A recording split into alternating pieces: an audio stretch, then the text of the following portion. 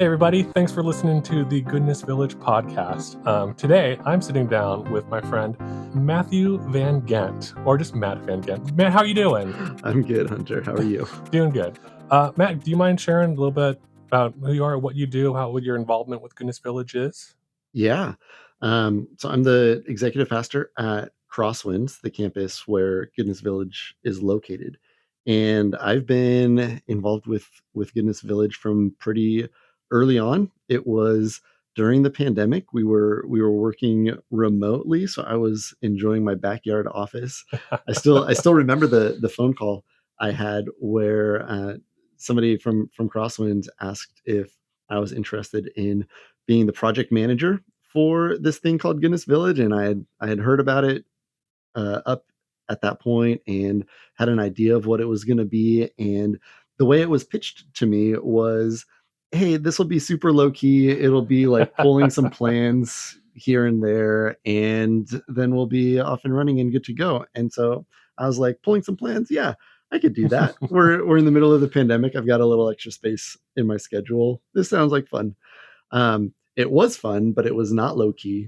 It was there was a lot of work apparently putting together a tiny home community of 28 tiny homes and all the infrastructure that goes into that. I shouldn't have been surprised, but yeah, there was a lot that went into that. It was a very new experience for me to be on the construction and permits and building side of things, but it was a lot of fun to learn those things and really cool to be part of the construction of Goodness Village kind of from the beginning. Yeah, I think folks like you who are such a behind the scenes support role, you and I, our brains work so similarly in that sense.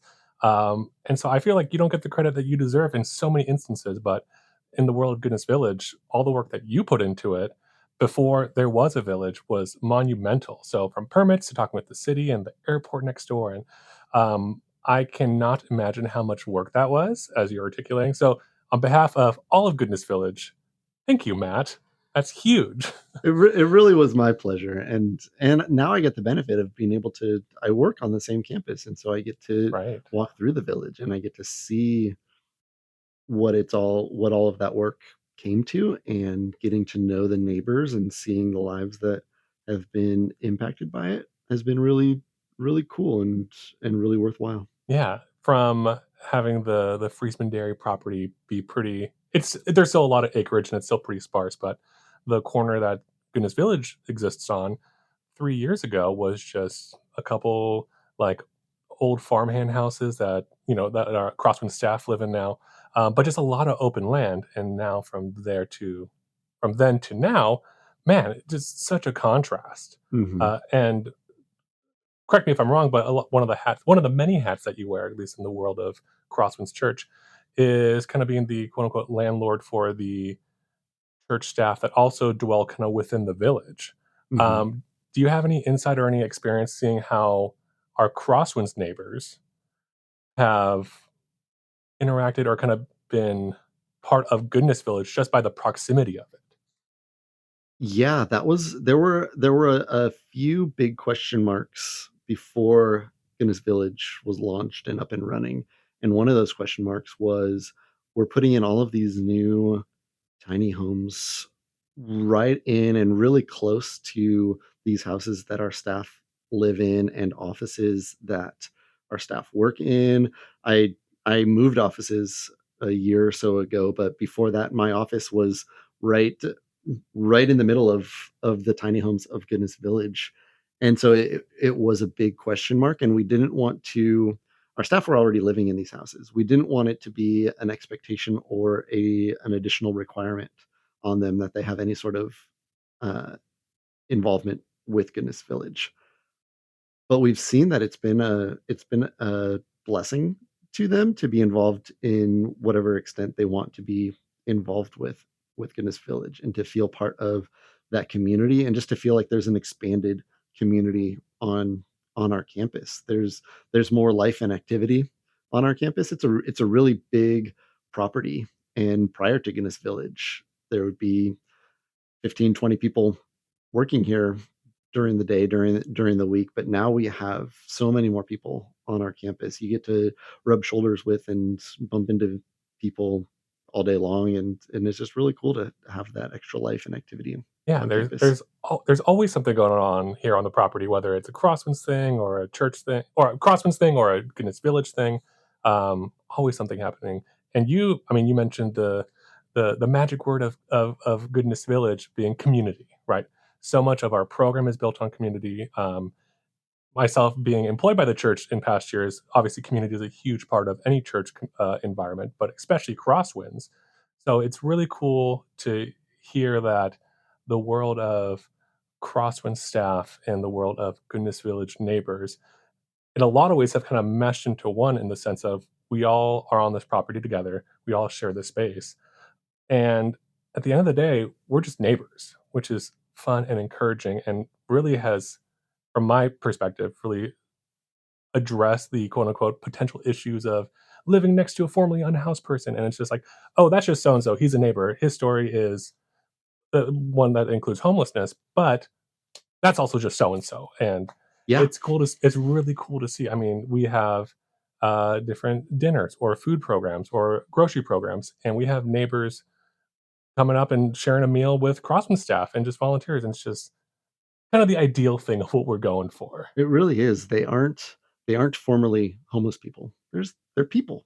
Exactly. We get to know their names. We get to discover their hobbies and what they like to do, and it's just, yeah, they're people. Yeah, it's incredible what when you take away the labels from people and just get to know them as a fellow human being. It's Mhm. wonderful. I had a this podcast is about you, but, this morning I helped one of our neighbors who just got a new computer for the first time because they were able to save from their job and, like, oh, now they can buy a couple $100 computer, and I helped them set it up. And so I got to wear my IT hat, which was Yeah, fun, but just the basic things of life that we get to help our neighbors kinda, recapture. yeah. Pivoting a little bit, we have so many great relationships and collaborations with the church, but I want to talk about vocational stuff and Goodness Village's vocational program and how that intersects the world of Crosswinds. Can you share a little bit? Yeah, so we've been able to partner with Goodness Village in a couple of different ways with their vocational program.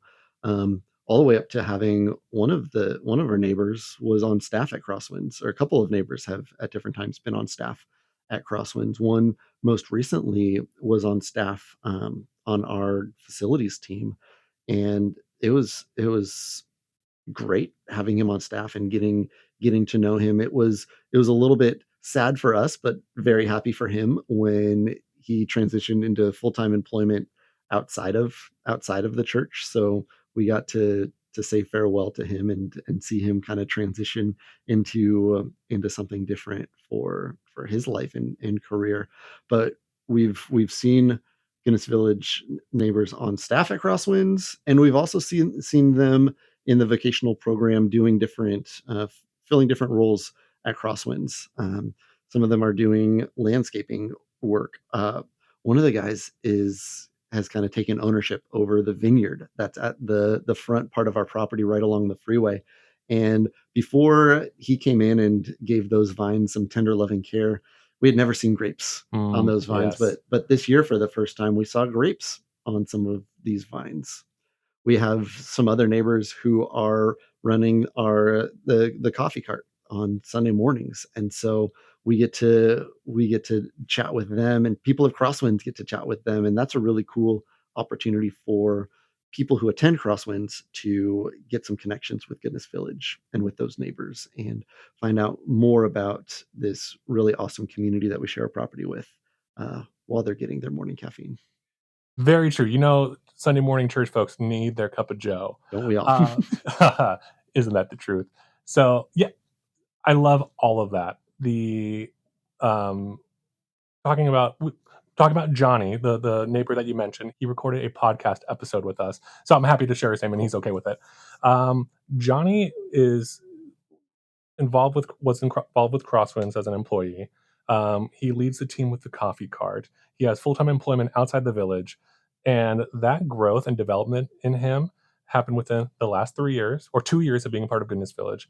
And I gotta give credit to you and to CrossWinds Church, is that his first feet of, like, regular employment and a safe and healthy environment to grow those skills happened with a collaboration between our vocational program and CrossWinds. So what he's doing now would not have happened without you guys at the church. Yeah, it was such a positive experience of having him on staff. And it was another one of those things where the labels very quickly fell away. Yep. He wasn't a formerly homeless person who we were doing a favor to by any means. He was a person. He was Johnny, who Yeah. was a valued member of our staff team. And it was sad to see him go, but knowing that he was going into something that was going to be full-time employment for him and to see him growing and developing in that was really cool and encouraging. And Yeah. I'm glad that he's still doing the coffee cart, so I still get to see him on Sundays. I was gonna say plug in for the Goodness Cafe. If anybody in here wants to figure out a low threshold, easy way of supporting the folks at Goodness Village, come get a cup of coffee.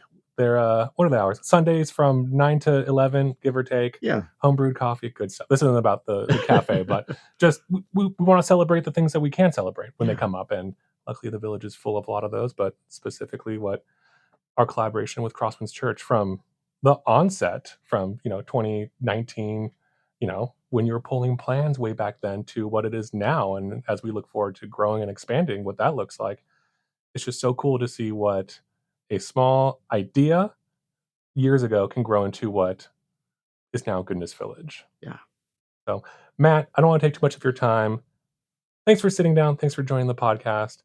We end our podcast in a fun and silly way that we end all of our Goodness Village staff meetings with. It's basically a big old alligator clap. I know it's silly, but roll with me. I'll count 3, 2, 1. You stick your arms out nice and long and just big old clap like an alligator mouth. Ready? 3, 2, 1.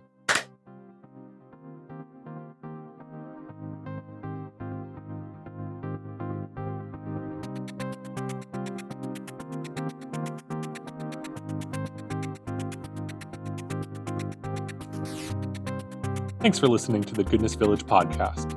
Production and recording done by our operations team here at the Village. Music was created by Club 88 member AJ Parr.